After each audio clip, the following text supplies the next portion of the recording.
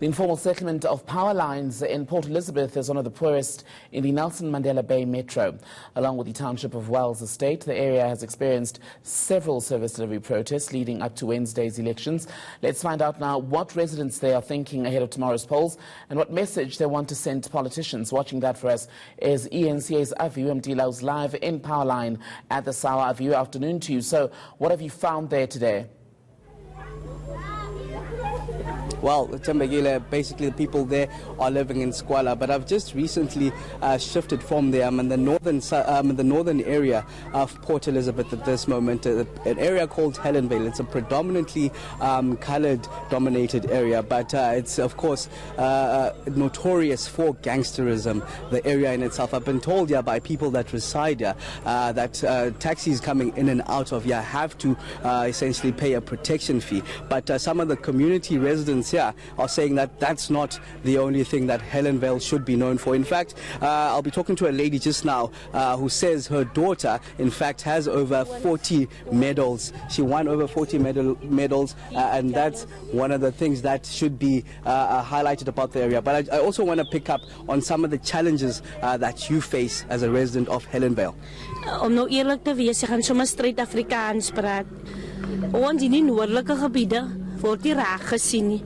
En vanavond het kom by werkomstandighede. Is kinders wat talentvol is en ons talentvolle kinders word weggesteek weens die gangsterisme. Maar is baie kinders wat uitblink uit Helen Vale uit, maar hulle word weggesteek vir die gangsterisme en goede wat gebeur. Ek het tweeling en hulle het 40 medaljes vir 2 jaar epicales gaan haal, maar ons word nie raak gesien nie. Ons bly 15 jaar sonder 'n toilet. Die soos mense wat sonder 'n toilet bly. Hier agter is dreine. Elke dag word kom krabbie by die dreine, maar word niks omtrent dit gedoen nie. Ons is baie hier sonder toilette en daar word niks gedoen omtrent die 15 jaar sonder 'n toilet. En ek sê al een wat so voel, baie van die bure voel so agter die dreine wat loop. Elke dag word die gekrabbie, maar niks word gedoen nie. Well, one of the residents here essentially pointing out this very drain that's in front of me now, also saying that for 15 years, in fact, her toilet hasn't been operational at all. Basically, hasn't had a toilet for the last 15 years, questioning why she should vote, essentially. But I just want to pick up with some of the young youth of the Helen Vale area and just some of your concerns going into the elections. I think the concern for us is the lack of voting stations in our area. So I think they should open more voting stations for the people to vote and make more easier for young people to get to vote, because there's no registration points for the people to vote, and the people don't know who they're voting for. I just want to also reflect on Helen Vale and just maybe the last 5 years, and in terms of services for the youth. What has government done for the youth, basically, of Helen Vale? For me, I think the government did nothing, because I don't see what they done, and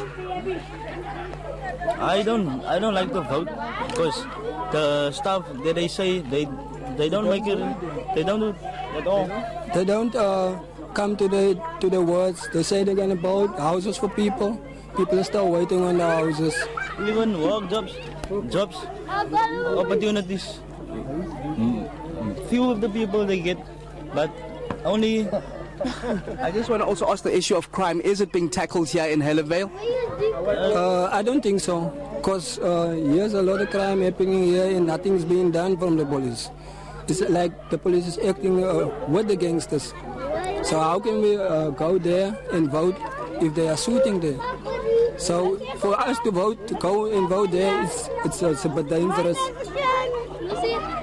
Well, the residents, and especially the youth of Helen Vale, pointing out the dangers of voting here, saying that the police often cooperate with the criminals themselves in terms of just operations. Even coming here, we met a bus full of policemen. So telling me that they essentially don't travel in twos, as you'd seen in many parts of South Africa. We heard the lady here with some grievances saying that her toilet hasn't been operational for the last 15 years, while her daughter is actually doing well at school. So I'm actually roaming around Port Elizabeth this moment, going to various areas and seeing how residents are, and we'll be keeping you updated on all of that, Tim, again.